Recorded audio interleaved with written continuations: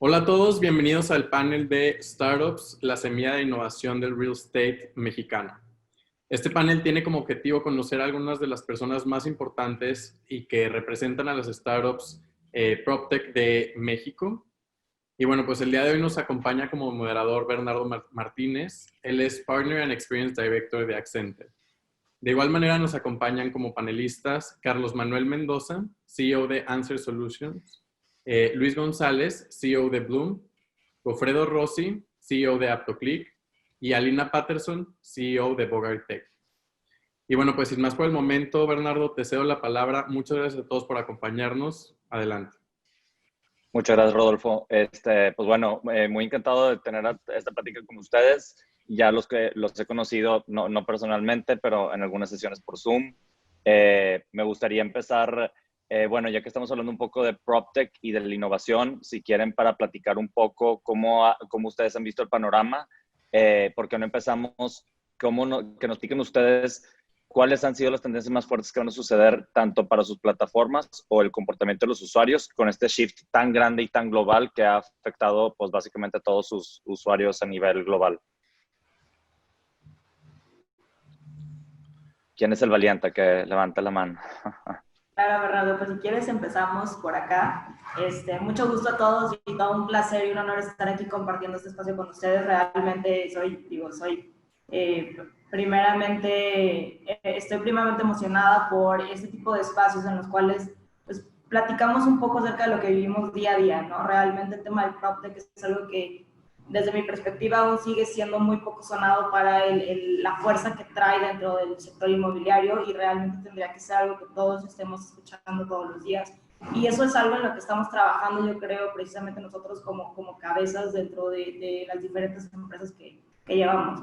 Realmente en la parte, y lo hemos comentado también con otros colegas, desde la parte de cuando empezó todo el tema de la pandemia, hablando hacia atrás, no, era muy complicado llegar a ofrecer estos servicios de tecnología dentro del sector inmobiliario porque desde mi perspectiva yo siempre he dicho que es un sector dinosaurio, ¿no? Algo que ha innovado muy poco a través del tiempo, algo que sigue haciendo exactamente lo mismo desde hace 60 o 70 años.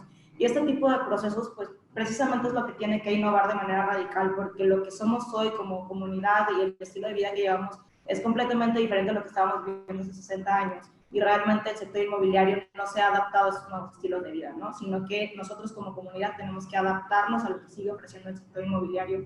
Y el sector inmobiliario está muy cómodo. Sin embargo, una vez que nos enfrentamos con tema pandemia y cómo tenemos que cambiar nuestro estilo de vida radicalmente desde el tema de home office, espacios un poco más amplios para poder estar dentro de nuestros hogares, estar seguros y bueno, tener esta como convivencia dentro de espacios mucho más inteligentes de lo que teníamos anteriormente, pues vemos la necesidad de incluir la tecnología dentro de los procesos y el entendimiento de cómo va evolucionando el estilo de vida y el ser humano de manera bastante dinámica, ¿no? Entonces, desde mi perspectiva, lo que antes hubiéramos vivido a lo mejor hasta un 2030, pues yo creo que lo estamos adelantando en 2023. Sí. Y realmente es benéfico para este lado del PropTech, porque a fin de cuentas tiene que haber una apertura desde el resto de las cabezas de real estate, ¿no? Empiezan a ver la necesidad de incluir dentro de los procesos para acelerar y con base en esto, desde mi perspectiva, es bastante útil el hecho de que nosotros ya estemos haciendo esfuerzos importantes o vayamos un paso más adelante por el tema del PropTech. Eso desde mi lado. De la mano de lo que compartes, Alina, todos aquí estamos, o bueno, su experiencia ha sido que todo esto ha hecho que la industria se haya acelerado, ¿cierto? Que todo se haya digitalizado. Ok. ¿Alguien más que quisiera añadir ese punto?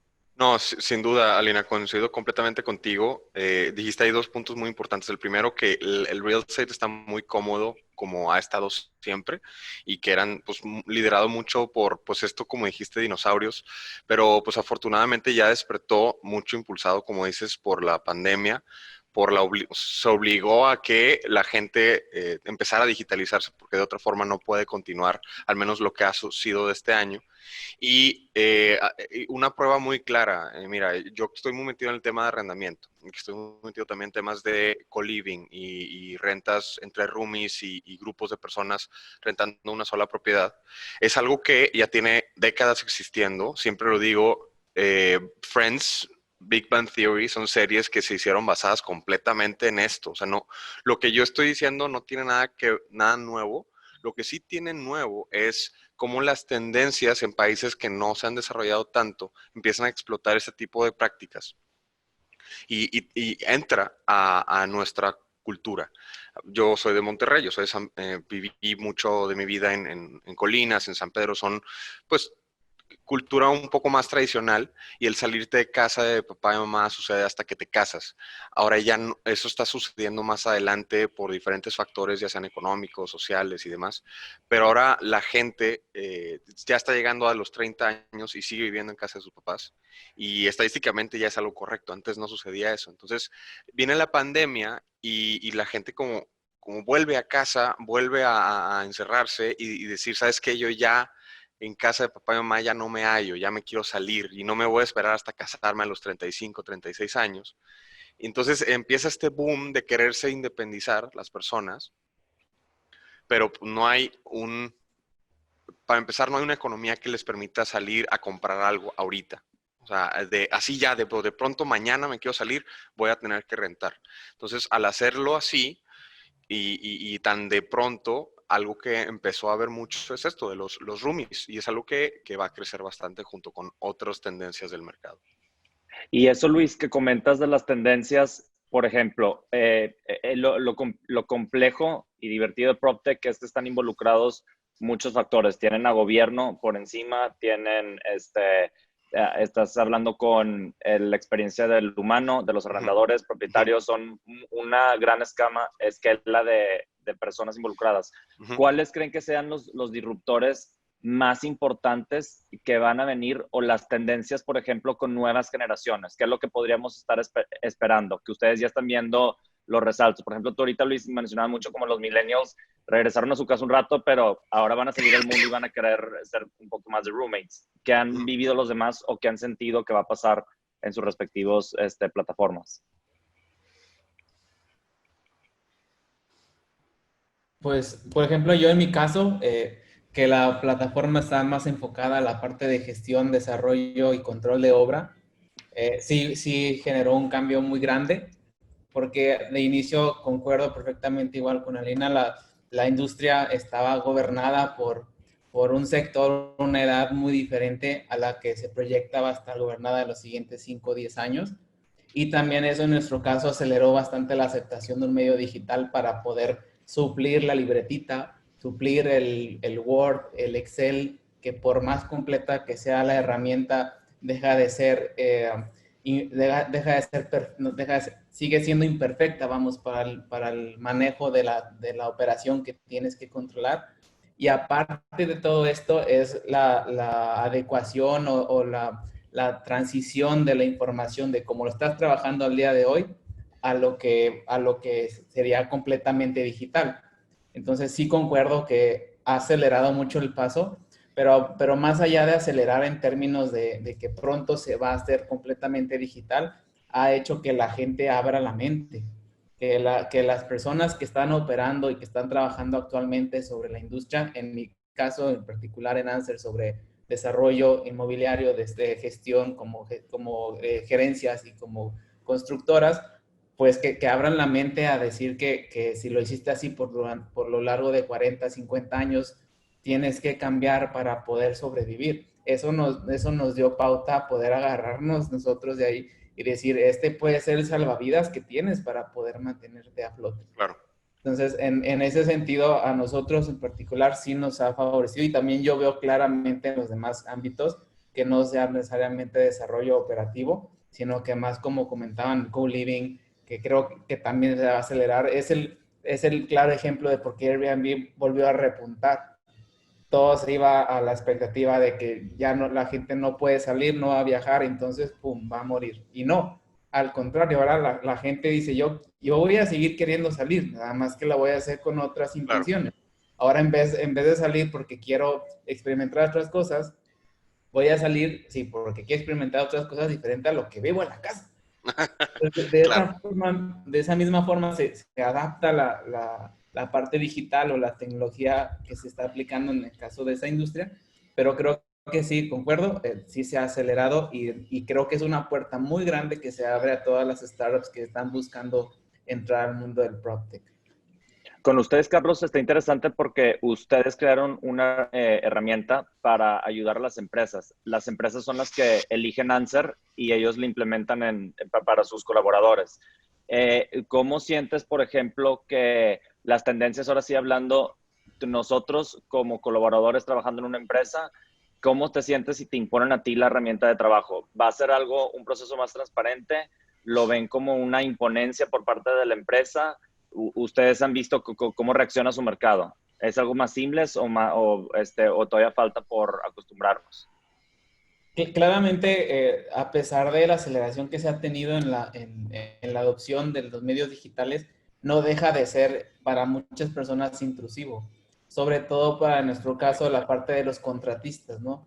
Que al final, como un pequeño paréntesis, lo que hacemos en Answer es que involucramos a los 3 jugadores, al desarrollador, a la gerencia y a la constructora o contratista.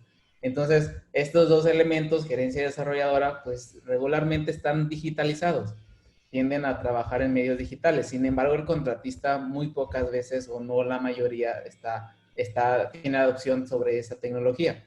Entonces, respondiendo a tu pregunta, Bernardo, en este caso los contratistas, y curiosamente, a pesar de que creíamos y que la mayoría de las personas y las empresas con las que hablamos de no van a aceptar la herramienta, no van a querer cambiar la forma, lo cierto es que al final del día el jefe, el cliente es quien decide.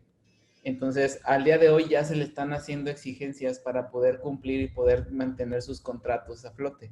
Entonces, esta parte lo único que está haciendo es, necesito que ahora todo lo que hacías en N cantidad de archivos, ahora me lo entregues en un solo medio.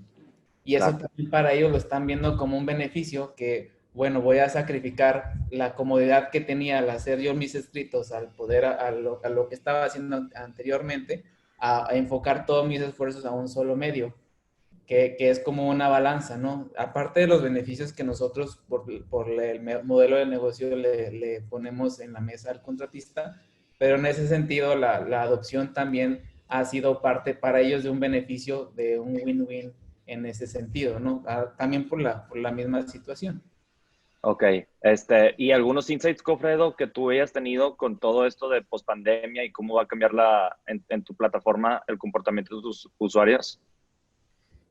Sí, yo lo que estoy viendo desde nuestro punto de vista, nosotros somos una compañía que estamos democratizando la compra de bienes raíces a través tienen la oportunidad de comprar de forma paulatina un inmueble y tenemos 2 verticales. El primer vertical es manejar todos los derechos adjudicados y litigiosos de la cartera de recuperación y de los bancos para poder implementar nuestro modelo de negocio y acelerar sus ventas.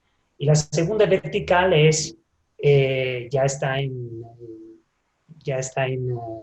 avance, es conversar con las inmobiliarias que están teniendo importantes problemas de venta, y conversar con ellos para que implementen nuestra metodología a través de nuestros contratos, a través de nuestra plataforma de AutoClick para acelerar. Yo veo que todavía el tema de la compra de inmuebles está muy de moda en México. Según el estudio de INEGI, hay más de 750,000 familias que a nivel nacional están buscando vivienda constantemente. Y además, a pesar de todo, en la compra de inmuebles se está recuperando, ¿no? Poco a poco. Yo lo que veo es 3 tendencias principalmente. Primero, van a surgir alternativas financieras a los bancos. Los casos más importantes para mí en México es una plataforma que se llama Smart Lending, que es como un banco online que prácticamente está siendo el competidor de los bancos, lo está haciendo más rápido, a la misma tasa, y está cada vez avanzando. Lleva muy poco tiempo, pero está avanzando muy fuerte. ¿Por qué? Porque atiende más rápidamente a los clientes y todo el trámite es digital y esto ayuda enormemente al cliente, la atención es muy alta y eso permite que el tema de la contratación de una hipoteca que puede durar meses, pues se termina en una semana, ¿no? Dure una semana y eso es un avance increíble. Y por el otro lado, también estoy viendo que por el tema de la pandemia, anteriormente la mayoría de las personas estaban ganando su salario de forma formal. Ahora, lamentablemente, pues se puede ganar 20,000 o 30,000 pesos, pero de forma informal. O sea, mucha gente pasó de ganar un salario de forma formal a informal.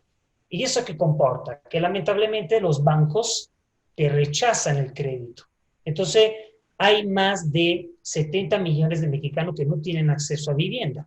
Entonces, ¿cómo hacemos para apoyarlo? ¿Cómo hacemos para ayudarles a comprar su casa? Bueno, AutoClick es una plataforma que empezó sus operaciones en enero de 2020 para resolver justo eso. O sea, ¿cómo podemos proporcionarles casas, comprarla de una forma paulatina y al mismo tiempo ayudarte? Uno, a comprarla a pesar que tengas un mal buró de crédito. Y por el otro lado también, cómo mejoramos tu buró de crédito mes a mes durante los pagos, teniendo en cuenta que nuestro programa es un programa donde pagas con el 5% de enganche, pagas una parte de la vivienda en 18 meses, un porcentaje de la vivienda, de lo cual el 100% de la renta se te está descontando del valor final de la casa, va 100% a capital, a diferencia de una renta con opción a compra, y al final lo que falta por pagar lo terminas pagando o con un banco tradicional o con una SOFON. Entonces, definitivamente creo que la transformación también importante es poder atender a todas las personas que pues no tienen mal buró de crédito y quieren comprar una casa. Actualmente el única metodología para las personas en México, para las personas que no tienen, que tienen mal buró de crédito, quieren comprar una vivienda, es el autofinanciamiento. Nosotros también pues vinimos a, digamos, romper ese paradigma y poder crear una plataforma que, que ofrezca algo diferente. Exacto. Y hablas mucho de la disrupción específicamente en México, porque obviamente es un país muy extenso y hay mucha burocracia por medio con todos los trámites cuando estás hablando de compraventa de propiedades. ¿Por qué creen ustedes que el boom de PropTech está pasando ahora en Latinoamérica? Porque si se fijan en los tickets fuertes de inversión de las series grandes, están pasando en México o en Colombia, Bogotá, o en el sur, mucho en Brasil. ¿A qué se debe eso? ¿Vamos lentos como mercado? No, ¿estamos apenas catching up? ¿Estamos siendo innovadores o estamos disrumpiendo de alguna manera? ¿O simplemente nos estamos comportando muy diferente a como se comportan los demás países? No. Yo sí que... adelante. No. Bueno, gracias. Va, Luis, dale. Yo bueno, no digo que los demás no sean jóvenes, pero yo como joven, desde mi trinchera, lo que he notado es que hubo un periodo de como 5 años en que México se quedó como en pausa en temas digitales, en la industria que tú quieras. Como que entró Amazon y entró en todas las industrias empezó a digitalizarse Spotify, Netflix y todo eso. Y como que hubo un periodo ahí que todo México estuvo, como que no estábamos tan confiados de entrar y poner una tarjeta de un banco en un sitio web.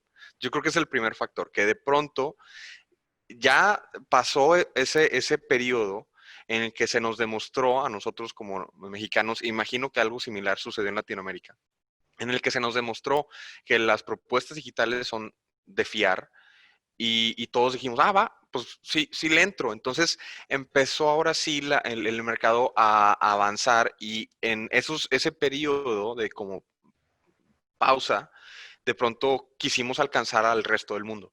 Entonces, siento que se aceleró mucho y de un día para otro, ¡pum, pum, pum, pum! Empezaron a ver muchas cosas de todas las industrias, no nada más de PropTech. Entonces, creo que ese es un factor de varios.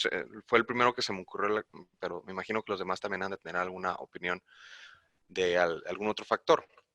Pero bueno, este creo que es, al menos a mí, que me tocó vivirlo y conversarlo con mis amigos de chavos, creo que es uno de los principales.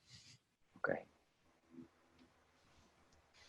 Sí, yo estoy de acuerdo. Sin embargo, también hay una tendencia en Latinoamérica de que cada estado, cada país es totalmente diferente. Primero, yo creo que anteriormente, tanto con las startups y ahora con las PropTech, hay una tendencia a veces en Latinoamérica de copy-paste.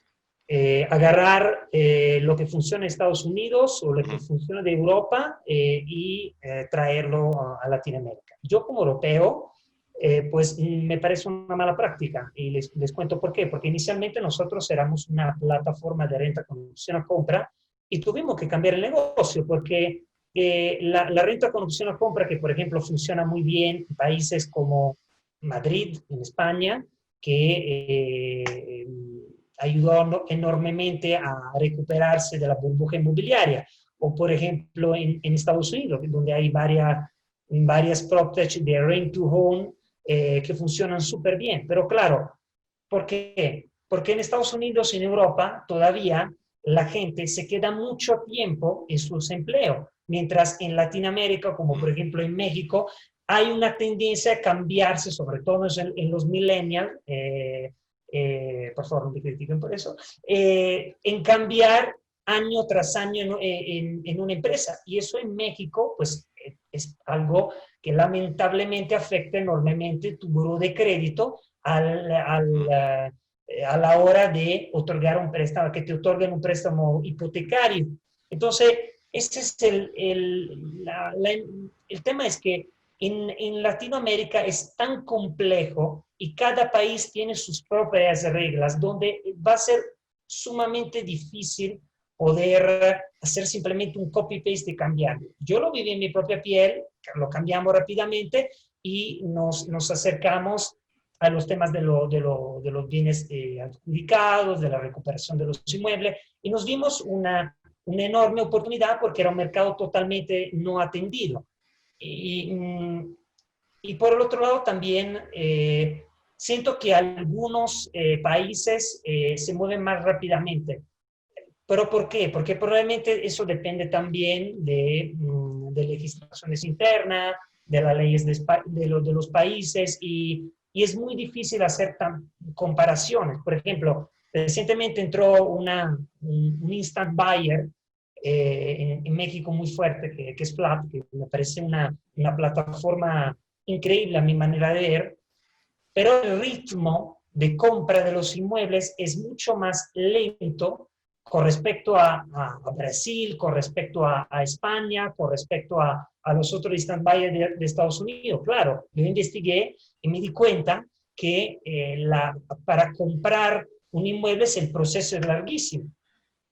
Entonces, todo esto te frena enormemente todo el proceso de avance, ¿no? Y tu desarrollo de la empresa. O sea, para llegar a los inmuebles de Open Door te tardas 10 años. Entonces, eso también es algo que es muy importante que se tenga que tomar en cuenta. Yo creo que cada país en Latinoamérica va a su propio ritmo, pero lo más importante es que vamos a su ritmo hacia la innovación y eso es lo más importante. Creo que también no tenemos que ver qué está haciendo otro país, porque si no, no estamos viendo la cosa desde un punto de vista local. Yo creo que si alguien quiere ser o quiere hacer una PropTech en México, tiene que conocer muy bien el mercado mexicano. Sí, sí. Pero ese punto que comentaste, Gofredo, el de copy-paste, está interesante porque por lo general, pues ahorita le afecta a todos ustedes. Ustedes están escalando todas sus plataformas y quieren llegar a otros países. ¿Cómo manejan ustedes al momento de penetrar un nuevo mercado? ¿Ustedes también ese copy-paste lo regionalizan se inspiratean algunas features o de otras plataformas. ¿Cómo lo manejan ustedes ya cuando están porque ustedes son los stakeholders de sus empresas y ejecutores? ¿Cómo deciden a qué países penetrar y cómo llegar a ese mercado o esos nuevos features y regionalizarlo? A mí me gustaría igual entrar en esa parte, Bernardo. Digo, tomando primero, regresando un poquito a tu pregunta anterior con respecto de por qué creemos que sobre todo en México está habiendo un boom tan interesante y en el resto de Latinoamérica para el tema de inversión y de alguna manera llevar el escalamiento bastante amplio de las startups acá. Yo veo una cosa muy clara, aquí en México es como si estuviéramos en versión difícil, o sea, como si estuviéramos jugando en difícil, ¿no? Entonces, como el tema está en que estamos jugando en una parte difícil, al momento de integrar precisamente la tecnología dentro del sector, de un sector que es todavía más complicado, realmente es como si encontraras este tipo como ¿cómo lo puedo decir? O sea, cuando estás en el juego y que te das cuenta que encontraste un truco, ¿no? Entonces encontraste el truco y empiezas a replicarlo. Y entonces te das cuenta que lo puedes llevar de una manera exponencial y esto te va a llevar a llegar al final de una manera mucho más rápida y más efectiva. Y a lo mejor haciendo esta diferencia con el resto. Entonces, en Estados Unidos, por ejemplo, hablando del tema de acá de Bogart, Bogart pues es una web app de consulta y análisis de información del sector inmobiliario. En Estados Unidos esa información es 100% abierta, o sea, cualquier persona puede ir a consultar en cuánto se vendió, cuándo se compró, quién la compró, etc. Acá en México, por el contrario, o sea, la información está escondidísima y para precisamente tener este acceso, un estudio de mercado tradicional te toma 8 semanas, ¿no? Entonces, el hecho de encontrar precisamente este como shortcut en el cual tú puedes analizar la información en 5 minutos con Bogart, en el cual tú metes ciertos filtros, te arroja la información interpretada, pues precisamente te acelera el proceso, ¿no? O sea, de antes tomarte 8 semanas para tú empezar a desarrollar algún proyecto, pues al día de hoy en 5 o 10 minutos puedes descartar un proyecto o darle prioridad de análisis. Entonces, este tipo de shortcuts que empezamos a encontrar en Latinoamérica es bastante replicable y ya al momento de tropicalizar, el hecho de tu ser latinoamericano versus Brasil, por ejemplo, Brasil tiene creo que alrededor de 280 startups PropTech específicamente, y únicamente alrededor del 11% se expanden al resto de Latinoamérica, y esto es gracias a la barrera cultural y la barrera de idioma. Al contrario del resto del área de Latinoamérica, pues simplemente nosotros hablamos español, ¿no? Españoles, cada quien con sus terminologías y demás, pero a fin de cuentas terminamos hablando español y la tropicalización se vuelve mucho más sencilla. Ahora, por eso normalmente México, como bien lo sabemos todos, pues es un mercado muy atractivo porque es un mercado muy amplio. Colombia son alrededor de 50 millones de habitantes, cuando aquí en México somos 126 millones de habitantes, ¿no? De los cuales se proyecta que para el 2040 el 65% de las personas viven en ciudades. ¿Qué quiere decir esto? Que el sector inmobiliario tiene que estar 100% involucrado en crear ciudades inteligentes para estas personas que se están mudando a estas nuevas ciudades, ¿no? Realmente, entendiendo todo ese movimiento que estamos teniendo, es por el cual yo veo que esta inversión en PropTech se vuelve cada vez mayor y se hace exponencial, básicamente. Entonces, desde mi perspectiva es esto, y la última pregunta que decías con respecto a la tropicalización, si hablamos de Latinoamérica, vuelvo al mismo punto, se vuelve muy sencilla la introducción porque prácticamente, o sea, en cuestión cultural no hay un choque tan fuerte. Al momento de migrar ya a otras ubicaciones, ahí sí tenemos, desde mi perspectiva y análisis de mercado y demás, sí tenemos que entender de profundidad cuál es la esencia, cuál es la cultura, cómo se desenvuelven las personas en esa ubicación y con base en eso entonces generar una nueva tropicalización. No simplemente generar un copy-paste, muchas veces hay muchas features que pueden ser replicables a cierto punto, pero un modelo completamente de negocio hacia otra ubicación, eso sería cometer un error como dice Goffredo, ¿no? Porque no estás entendiendo de la naturaleza de la zona que estás penetrando, sino simplemente estás intentando hacer un copy-paste que no necesariamente va a funcionar en otro lugar. No, Okay, hombre, perfecto. Perdón. Dale, Luis. No, y acabas de darle un punto muy importante, Elena, porque creo yo que hay ciertos productos muy específicos para un segmento de mercado. Inclusive ya lo vemos en redes sociales. Facebook está para boomers. Instagram está para millennials. TikTok para centennials. Y esto nunca se planeó, simplemente sucedió. Y así como en esto, hay muchos productos que tienen su segmentación muy específica. Pero en PropTech te estás topando con múltiples perspectivas en una sola plataforma. Estás hablando con boomers, estás hablando con millennials, estás hablando con centennials y los que vengan. Entonces, eso que dices tú de la tropicalización tiene que tener un nivel más allá de complejidad, que no nada más es adáptate a la cultura, sino también adáptate a la cultura de cada una de las generaciones que tienes. Y, por ejemplo, en el caso de Carlos, que tienes que tratar con desde el desarrollador, el cliente, el constructor, o sea, todas las piezas, o sea, es un nivel de complejidad más allá de solamente copy-paste. Es verdad, copiar y pegar nada más así de un lugar a otro no es posible. Sí tiene que haber un nivel bastante profundo de conocimiento del mercado a donde vas. ¿Y qué factores dirían ustedes? Porque tienen que estar actuando de un día al otro y pues tienen que cambiar de estrategia a veces cuando pasan cosas tan grandes como lo que acaba de pasar con la pandemia. ¿Cuáles son los factores más importantes y cómo determinan ustedes qué ejecutar y qué no ejecutar? Muy buena pregunta, Bernardo. Desde mi perspectiva, creo que el tema de agilidad y adaptabilidad lo traemos en la sangre y en el ADN de todas las empresas PropTech, ¿no? O sea, a fin de cuentas, al estar basadas en un tema tecnológico, precisamente nos da esta flexibilidad de adaptarnos al cambio de manera mucho más ágil. Entonces, desde mi perspectiva, no nada más es reaccionar a lo que está pasando, sino llevar un entendimiento y entender con respecto de cómo se ha venido comportando el mercado, generar esa tendencia y entonces nosotros poder ir 5 o 10 pasos adelante de ese mercado. Y de esta manera poder ir shapeando el cómo se va creciendo una ciudad de manera sumamente inteligente y organizada para entender, como dice Luis, el segmento al que vamos dirigido, qué necesidades tiene hoy, pero sobre todo qué necesidades va a tener ese mismo segmento dentro de 10 o 15 años, ¿no?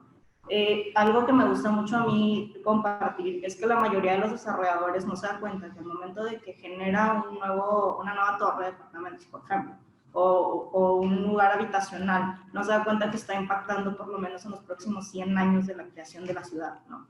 Entonces tú creas un producto inmobiliario y ese producto inmobiliario no lo creas y no es algo que vivió 36 meses, es algo que va a vivir alrededor de los próximos 100 años y tú pusiste tu granito de arena en crear ese espacio de la ciudad. Entonces, ¿de qué manera tú puedes crear un espacio el cual sea lo suficientemente inteligente para responder a las necesidades de los siguientes 100 años, o de qué manera vas a poder shapear ese mismo desarrollo para que a lo mejor a la vuelta de 40 años responda a las nuevas necesidades que tengamos como comunidad, ¿no? Precisamente entendiendo un poquito de esta parte, o sea, tenemos que tener la capacidad en el tema de visionar de aquí, no a 50, sino a 100 años como mínimo para entender cómo va evolucionando la comunidad y de esta manera tener la capacidad de ofrecer nuestros productos y nuestros servicios y evidentemente la agilidad que nos da el tema tecnológico es una bendición para todos nosotros porque a fin de cuentas podemos ir adaptando de manera muy ágil todo lo que vamos viendo de también lo que está sucediendo y cosas que pues, a lo mejor no las teníamos previstas como tema pandemia que nadie lo veía venir, pues simplemente podemos irnos un paso más adelante con este tema de adaptabilidad y agilidad que tenemos, ¿no?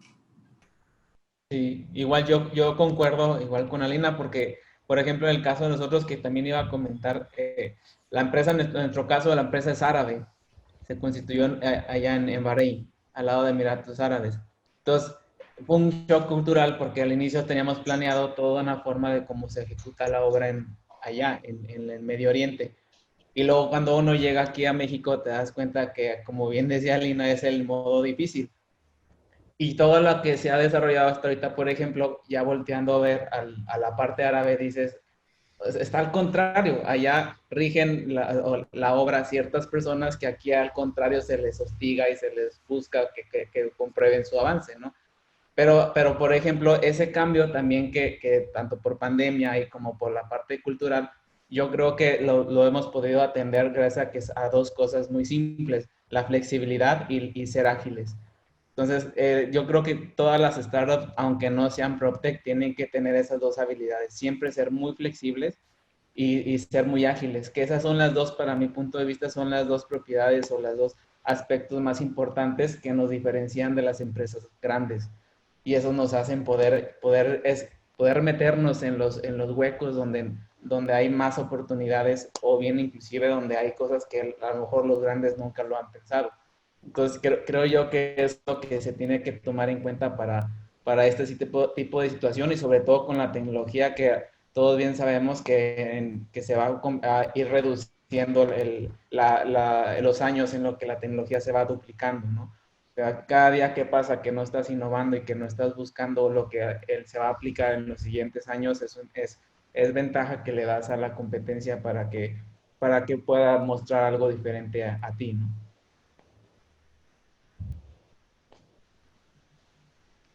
Claro, muchas gracias, Carlos. Godfredo, ¿querías añadir algo a esta pregunta? ¿Cómo deciden ustedes qué ejecutar y qué no ejecutar en su empresa? Nosotros nosotros nos tomamos aproximadamente unos 3 meses antes de lanzar en México. Hicimos y conversamos aproximadamente con más de 100 actores entre desarrolladoras, inmobiliarios, fondos de inversión, bancos, para entender digamos, cómo desarrollar nuestro modelo y sobre todo el mercado.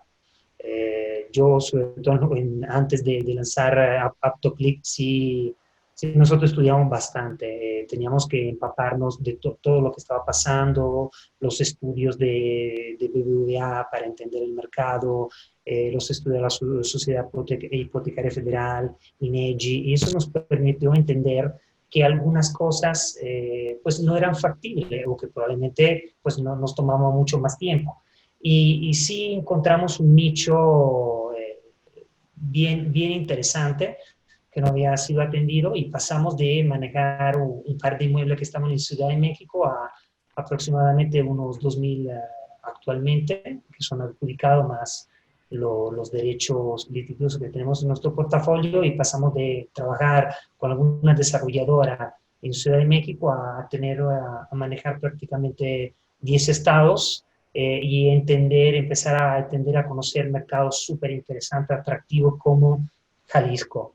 Nosotros tenemos inmueble en Zapopan, Tlajomulco de Zúñiga, por ejemplo, Tamaulipas, en Reynosa, cómo funciona ese tipo de mercado, entender las personas. Eso para nosotros pues sigue siendo como una universidad para mí, porque todo empezó desde Panamá, con muchísima emoción, estudiando mucho. Ahora está también entrando un socio que va a ser el co-founder de nuestra compañía. Pero literal, o sea, nosotros fue un challenge grande que poco a poco estamos ganando. No fue fácil, pero yo creo que con muchos estudios sí se pueden resolver muchos problemas. Yo no recomiendo entrar a un país tan complicado, que cambia constantemente como México, antes de no estudiar bien el mercado, porque es un mercado para mí atractivo, con muchísimas oportunidades. De hecho, para mí es el país en Latinoamérica con más oportunidades en tema de PropTech, porque, a ver, una solución como AptoClick en México es fantástico, porque, por ejemplo, todo el mercado, por ejemplo, Infonavit, la tasa está al 12%, mientras en Colombia está en un 8%. También existe un producto en Colombia que se llama los VIS, que serían exactamente los préstamos hipotecarios para personas que están ganando un salario mucho más bajo por un extracto C y D, que es un 4%. Ya va a ser muy competitivo, ¿no? Poder convencer a una persona que compra AutoClick cuando tienes un programa del gobierno a un 4%, mientras en México está al 12%, o en Chile, por ejemplo, los préstamos hipotecarios están al 2-3%, mientras, no sé, por ejemplo, en Perú están entre un 7 y un 9%. Entonces, es un mercado súper interesante, México, en mi manera de ver, donde se aprende muchísimo y al mismo tiempo tiene oportunidades infinitas. Otra oportunidad es tocar todo el tema de las personas que no están atendidas, tienen mal buro de crédito, que actualmente, vuelvo a repetir, están 73 millones, de lo cual solo el 7% en México ganan más de 20,000 pesos. Entonces, vuelvo a repetir, el tema del copy-paste se complica enormemente si no conoces bien el mercado. Sí, y de hecho va mucho de la mano lo que comentas en el sentido de que México es grande, pero conforme hay más oportunidades, es más grande el reto Sí, para permear el país. Entonces, por ejemplo, como Carlos comentó lo de la agilidad y la flexibilidad, y Alina lo de que estamos jugando en modo difícil, está muy buena esa analogía. Me gustaría para hacer como concluir un poco la sesión, que nos quedan 5 minutos, que ustedes como fundadores que han estado del día al día y que conocen, pues ya saben, han tenido que pivotear muchas veces y se han enfrentado con retos que no cualquiera se enfrenta. ¿Cuáles han sido, cuáles son los factores que determinan que una plataforma, una empresa sea exitosa versus una que no? Y qué le podrían, si tienen una anécdota chistosa, pues cuéntenla para reírnos un poco y cerrar con algo un poco más así chistoso. Los dejo ahí que quien quiere participar. Pues yo creo que, otra vez yo empezando, ¿no? Pero bueno, a darle. Yo creo que lo único que diferencia a una empresa que tiene éxito a otra de que no tiene éxito es, uno, seguirlo intentando a pesar de cualquier obstáculo que te encuentres.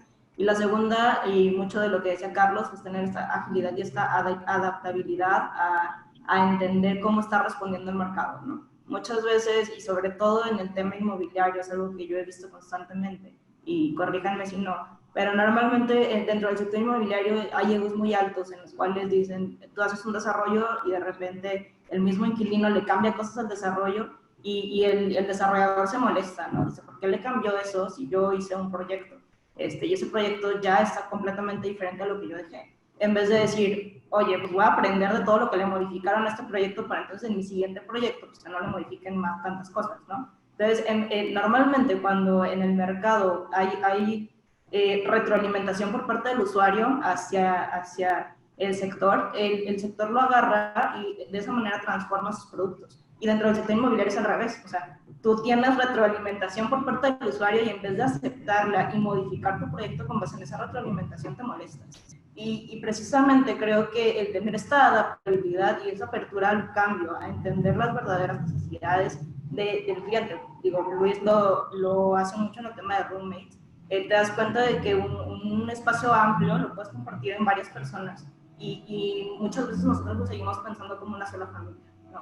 Entonces, ¿de qué manera puedes ir entendiendo cómo va evolucionando el mercado para ofrecer los productos que se adapten verdaderamente a esa necesidad? Entonces, desde mi perspectiva, una empresa que tiene éxito versus una que fracasa es la apertura al cambio, o sea, realmente estar dispuesto a aprender de tu mercado y con base en eso ofrecer nuevas soluciones, nuevos productos, nuevas cosas que sumen a lo que estamos haciendo nosotros como comunidad. Y la otra es seguir a pesar de cualquier reto al que te enfrentes.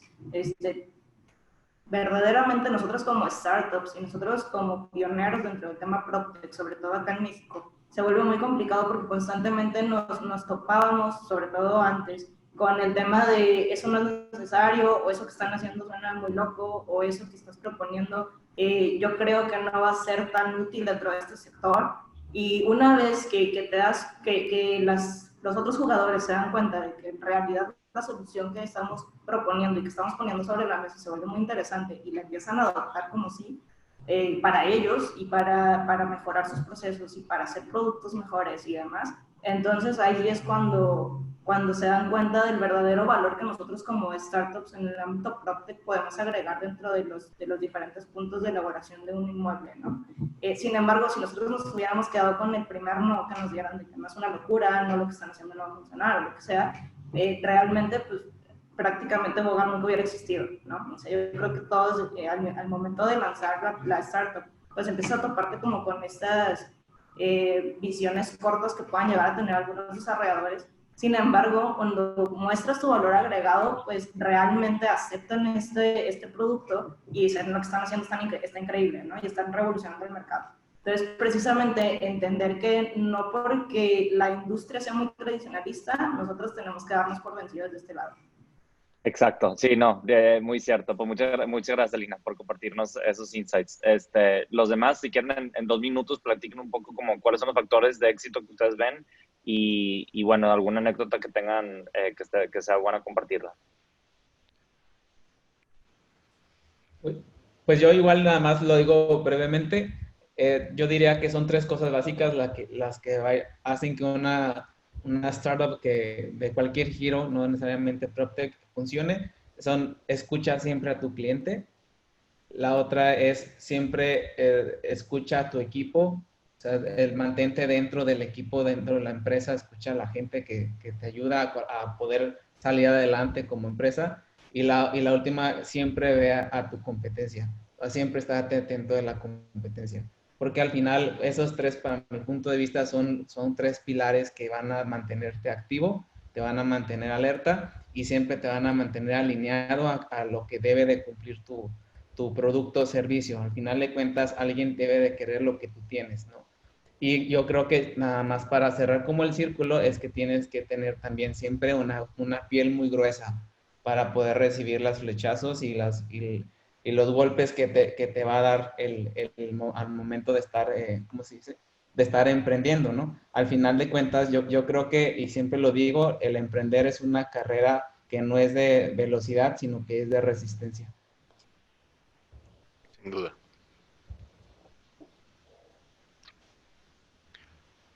Pues yo para concluir quizá diría nada más algo que ya mencioné, el tema del éxito de una startup, al menos en el caso de las PropTech, está en poderle dar ese servicio, un servicio que pueda satisfacer a todos, pero en una perspectiva muy personalizada. Entonces se tiene que construir algo muy preciso. Está difícil de lograrlo, pero creo que sí se puede. Yo creo que ese es el factor de éxito de cualquier PropTech.